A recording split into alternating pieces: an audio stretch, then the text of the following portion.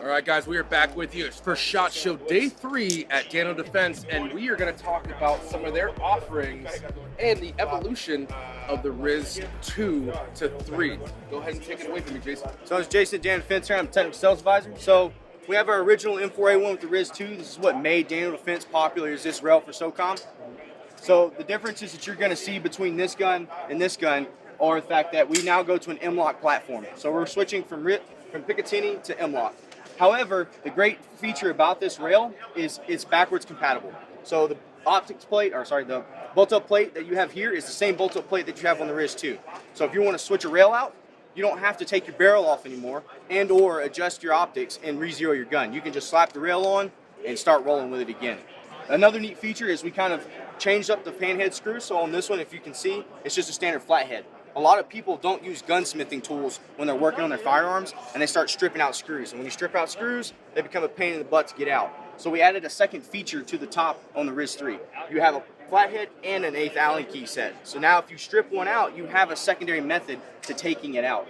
We also switched the extra screws that you have in case you lose one to the back now, so they're a little more hidden and a little out of the way. It has QD points on each side. They're integrated into the rifle rail, and you can still free float an M203 grenade launcher, just like you can with the RIS 2. Another great feature about the DD4A1 RIS 3 gun is now we've offered an ambidextrous lower. So like in years past, it was just a single-sided right side. Now we have controls on both sides. You have your right side controls, and then if you flip over, you have your ambidextrous controls. For those that are left-handed, you have better control of function here. We also kept the shelves kind of high, so that way if you're rubbing up against your kit or your body, you're not inadvertently dropping your mag or releasing your bolt. That there is the nutshell of the M4A1 RIS 3.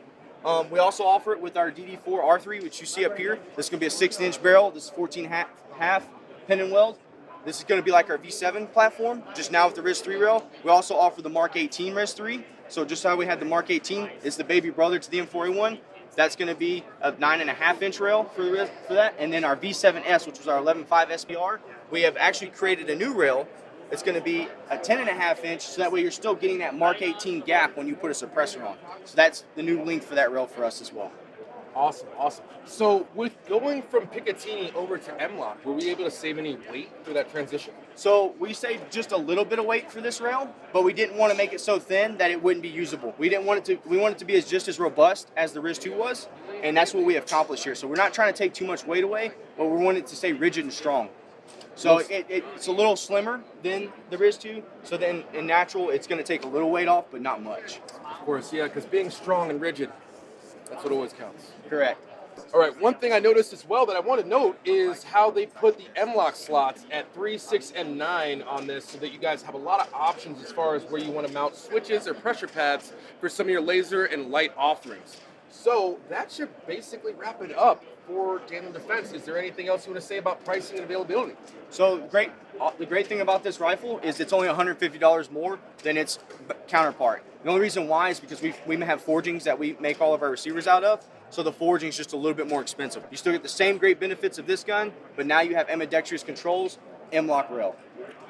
Before we sneak off out of here, there's one thing I noticed, and I think I want to highlight it as well.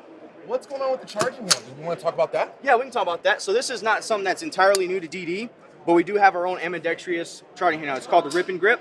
It's also have a gas port on the right side of the charging handle. So for those that are left-handed, I'm sorry, you're going to eat a little gas. But we did that in the design for that way. If you're running a suppressor it generally has a little bit more back pressure.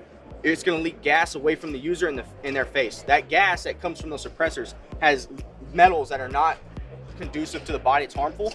So you don't want to be breathing. You don't want to breathe it in all the time. So we're trying to vent it away from you as much as possible. Awesome, awesome.